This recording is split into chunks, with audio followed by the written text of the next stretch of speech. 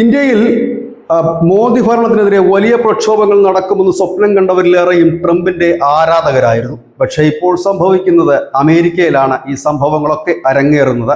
കഴിഞ്ഞ ദിവസങ്ങളിൽ അമേരിക്കയിൽ അരങ്ങേറിയത് 2600 പ്രതിഷേധ റാലികളാണ്. ഇതിൽ ആകെ പങ്കെടുത്തത് 70 ദശലക്ഷം ആളുകൾ. ഇവർക്ക് ഒറ്റ മുദ്രാവാക്യമേ ഉണ്ടായിരുന്നുള്ളൂ: അമേരിക്കയിൽ ഇനി രാജഭരണം അനുവദിക്കില്ല. ട്രംപ് രാജഭരണമാണ് നടത്തുന്നതെന്നാണ് പ്രതിഷേധക്കാർ പറയുന്നത്. നോ കിങ് അമേരിക്ക എന്ന് പറയുന്ന ഒരു പ്രതിഷേധ സംഘടനയുടെ കീഴിൽ, ഒരു പ്രതിഷേധ രൂപത്തിന് കീഴിലാണ് ഇത്രയും പേർ സംഘടിച്ചിരിക്കുന്നത്. ഇത് കൂടാതെ തന്നെ UK-യിലും കാനഡയിലും മറ്റുമൊക്കെ ഇതിന് അനുകൂലമായിട്ടുള്ള പ്രതിഷേധ പ്രകടനങ്ങളും നടക്കുന്നു. ഈ പ്രതിഷേധക്കാർ മുൻപോട്ട് വെക്കുന്ന അനവധി കാര്യങ്ങളുണ്ട്.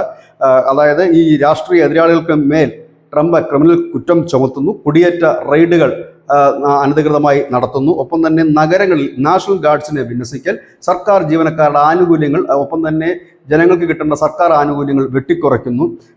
ഇതൊക്കെയാണ് ഈ പ്രതിഷേധത്തിൻ്റെ ഒരു പ്രധാനപ്പെട്ട മുദ്രാവാക്യങ്ങൾ. പ്രധാനമായി അവർ പറയുന്ന ഒരു കാര്യം, ട്രംപ് ഭരണഘടന തിരുത്തി വീണ്ടും അധികാരത്തിൽ നിലനിർത്താൻ ഒരു ശ്രമം കൂടി, അതായത് തുടർച്ചയായി ഭരിക്കുവാനുള്ള ശ്രമം, ഒരു രാജാവിനെ പോലെയാണ് പെരുമാറുന്നത് എന്നുള്ളതാണ് ഈ പ്രതിഷേധക്കാർ പ്രധാനമായി മുൻപോട്ട് വെക്കുന്നത്.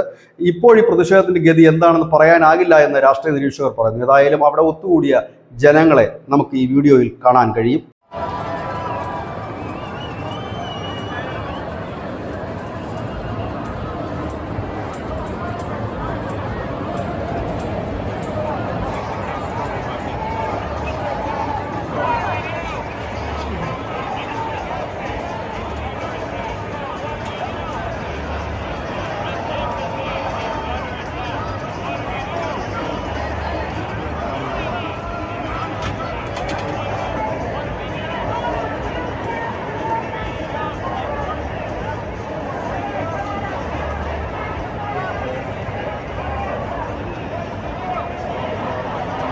News desk, news India Malayalam.